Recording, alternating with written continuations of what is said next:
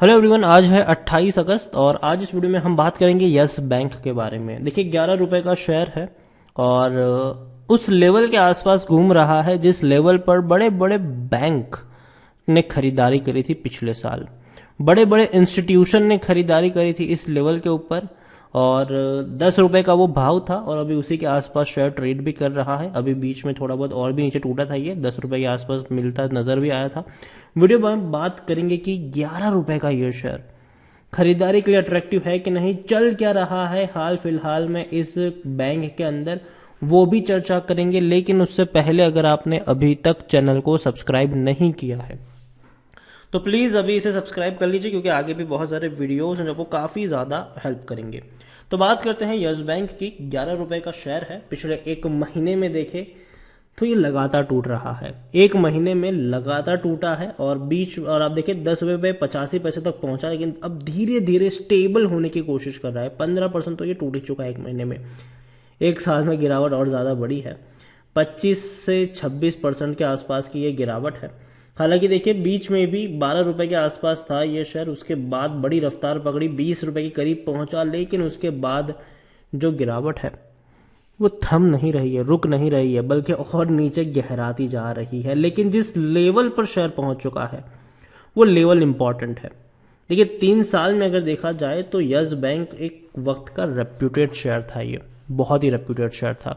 400 रुपए के आसपास ट्रेड कर रहा था ये शेयर, लेकिन राणा कपूर को बाद में हटाया गया। फिर सारी परतें खुली कि भैया ऐसे ऐसे लोन बांटे गए कि जो कभी रिकवर ही नहीं हुए, और कुछ कुछ तो भैया डाइवर्ट भी किया गया लोन को। तो वो सारी चीज़ें हैं, इनके खिलाफ केसेस भी चल रहे हैं। इनके जो अकाउंट्स थे उसको भी फ्रीज किया जा चुका था, लेकिन अभी हाल फिलहाल में इनके जो अकाउंट्स हैं उनको डिफ्रीज कर दिया गया। मतलब जो अकाउंट है, आप देखिए जो बैंक के साथ जो फ्रॉड वगैरह केसेस में इनको राहत मिल चुकी है अभी, और जो अकाउंट थे उसको, हालांकि जो जब्त किए गए अकाउंट थे इनके, उनको अब रिलीज कर दिया गया है और शेयर्स और म्यूचुअल फंड दोनों को रिलीज कर दिया गया। लेकिन अभी भी भैया इनकी पूछताछ हो रही है, ठीक है, जेल में पूछताछ इनसे हो रही है और अभी भी ऐसा नहीं है कि ये यहाँ से निकल जाएंगे। लेकिन हाँ, इनका जो लिंक था यस बैंक से अब वो निकल चुका है, ठीक है। अब इनका लिंक जो था वो यस बैंक से निकल चुका है। और एक और अच्छी चीज यस बैंक के लिए है, इंडिया रेटिंग ने यस बैंक की जो लॉन्ग टर्म इश्यूअर रेटिंग थी उसको BBB में डाला है और आउटलुक स्टेबल बताया है। तो मेरे हिसाब से ये एक अच्छी बात है, क्योंकि जनरली होता क्या है कि अगर नेगेटिव होता, कुछ होता, तो हम दिक्कत में आ सकते थे।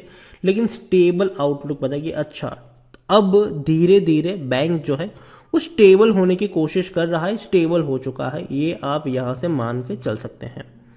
दूसरी ओर अगर हम देखें यस बैंक की, तो वॉल्यूम ट्रेड बहुत हाई है, 6 करोड़ से भी ज्यादा का इसका वॉल्यूम ट्रेड नजर आता है। लार्ज कैप शेयर अभी भी है, 27,000 करोड़ से भी ज्यादा का इसका मार्केट कैप है। लेकिन प्रमोटर एग्जिट कर चुके हैं, कुछ भी नहीं इनके पास। एफआईएस के पास होल्डिंग है 10.45% की, 0.73% की होल्डिंग म्यूचुअल फंड, 5.54% की होल्डिंग इंश्योरेंस कंपनी, 42.45% की होल्डिंग नॉन इंस्टीट्यूशन इन्वेस्टर के पास है। देखिए यस बैंक में जो सबसे बड़ा शेयर होल्डर है अभी के वक्त में वो स्टेट बैंक ऑफ इंडिया है, क्योंकि भैया इन्हीं ने तो बचाया था। यस बैंक जब डूब रहा था, यस बैंक क्राइसिस जो हमने देखा, यस बैंक डूब चुका था कह सकते हैं हम, तो एसबीआई यहां पे आए कि भैया इसको तो डूबने नहीं दिया जा सकता, क्योंकि अगर इतना बड़ा बैंक डूबता है तो कहीं ना कहीं बैंकिंग सिस्टम के ऊपर एक सवालिया निशान आता है। लोगों का जो भरोसा है बैंक पर से वो उठ जाता है कि यार बैंक में तो पैसा हमारा सुरक्षित नहीं है, अगर इतना बड़ा बैंक डूब जाता है तो कहीं ना कहीं स्टेट बैंक ऑफ इंडिया ने यहां पर इनिशिएटिव लिया, बड़ी हिस्सेदारी खरीदी, लेकिन 10 रुपए के शेयर पर खरीदारी करी थी, ठीक है। इन लोगों ने बड़ा पैसा जुटाया, 10,000 करोड़ के आसपास का पैसा जुटाया इन लोगों ने 10-10 रुपए के ऊपर खरीदारी करके। एसबीआई के साथ साथ ICICI, axis bank, HDFC bank, IDFC first bank, federal bank, कई सारी बैंक यहां पर सामने आई और सब ने 10 रुपए के भाव पर खरीदारी करी।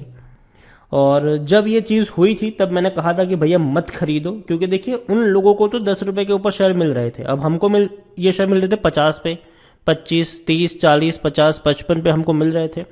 तो तब मेरी खरीदारी करने की सलाह बिल्कुल भी नहीं थी, अवॉइड करने की सलाह थी। लेकिन जब इसका एफपीओ 12 रुपए पर आया था तब डेफिनेटली मैंने कहा था कि हाँ अब यहां पर मौका हो सकता है खरीदारी का। और देखिए मैं अभी भी मैं कहूंगा कि अगर आपको रिस्क लेना है तो यस बैंक में 10 रुपए के आसपास खरीदारी के मौके बनेंगे, क्योंकि देखिए आउटलुक यहाँ से स्टेबल नजर आ रहा है। बैंक पहली चीज डूबने वाली नहीं है, ठीक है, डूबने वाली बैंक नहीं है। लेकिन एक चीज यहां पर यह भी हमें समझनी होगी कि यस बैंक में इतने ज्यादा शेयर्स हो चुके हैं, इतने ज्यादा शेयर्स की डंपिंग हो चुकी है कि कहीं ना कहीं ये एक कह सकते हैं कि हाँ, वैल्यू जो शेयर की है वो बढ़ना मुश्किल है। क्योंकि यस बैंक के शेयर पता है मार्केट में कितने घूम रहे हैं? आई थिंक दूसरी सबसे बड़ी कंपनी है यस बैंक, जिनके इतने ज्यादा शेयर्स हैं मार्केट में। तकरीबन 2500 करोड़ से भी ज्यादा के शेयर्स है मार्केट में है यस बैंक के। तो आप समझिए कि कितनी बड़ी अमाउंट के शेयर है, कितने बड़ी नंबर ऑफ शेयर्स हैं ये, और जितने ज्यादा नंबर होंगे उतनी ही वैल्यू कम होगी, जाहिर सी बात है। तो यही दिक्कत यहां पर हुई है इनके साथ भी। मतलब इनको भैया अपने शेयर होल्डर्स को मतलब पास ऑन करना है बेनिफिट, तो भैया हर क्वार्टर में अच्छा मुनाफा कमाना पड़ेगा। जब तक मुनाफा नहीं कमाएंगे तब तक शेयर प्राइस बढ़ना मुश्किल है।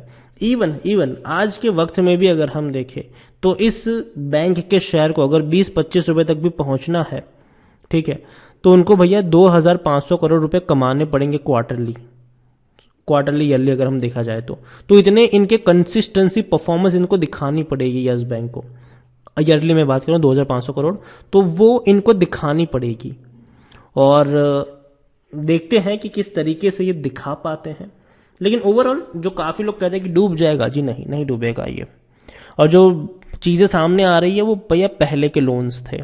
और जो एक और दिक्कत है वो ये है कि कोरोना की वजह से बहुत सारे जो इंफ्रा कंपनियां हैं वो डिफॉल्ट कर रही है। बहुत सारे छोटे मध्यम वर्ग के लोग हैं वो भी डिफॉल्ट कर रहे हैं। जो छोटी एमएसएमई के लोन जो बांटे गए थे वो भी थोड़े बहुत डिफॉल्ट होने के चांसेस है। लेकिन ये सब बैंक में है, सिर्फ यस बैंक एक लौता यहां पर नहीं है, ये सब में है। तो चीजें कुछ वक्त के लिए आप उतनी अच्छी मान के नहीं चल सकते हैं। लेकिन हाँ, मेरे हिसाब से जिस प्राइस पे बाकी सारे बैंकों ने खरीदारी करी थी 10 रुपए, मुझे वो प्राइस पसंद आता है। और अगेन ये मेरा अपना निजी ओपिनियन है, मैं यही कहूंगा कि ये हाईली रिस्की शेयर्स है ये। और अगर आप में रिस्क लेने की कैपेसिटी है पहली चीज, तो ही यहां पर पड़े। 11 रुपए का भी शेयर मुझे पसंद आता है, 11 और 10 रुपए के आसपास डेफिनेटली मुझे खरीदारी के लिए शेयर पसंद आता है। लेकिन बहुत ही रिस्की शेयर है। अगर आपको रिस्क लेने का शेयर है जो शौक है, तो ही यहां पर आप पढ़ सकते हैं। या तो डूबोगे या तो उड़ोगे, वही वाला मामला यहां पर भी देखने को मिलेगा आपको।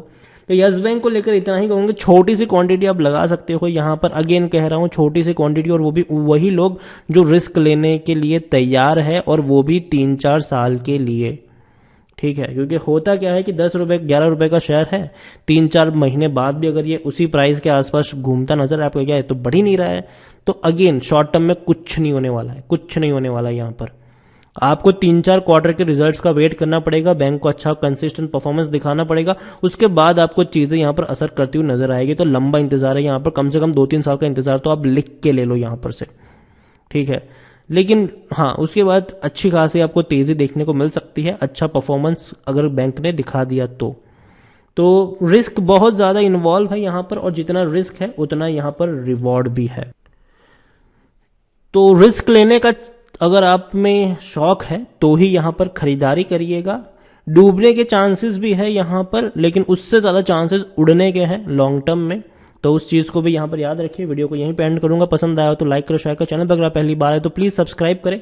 और यस बैंक के बारे में आप क्या सोचते हैं वो भी आप मुझे कमेंट में लिख कर बता सकते हैं। Thank you.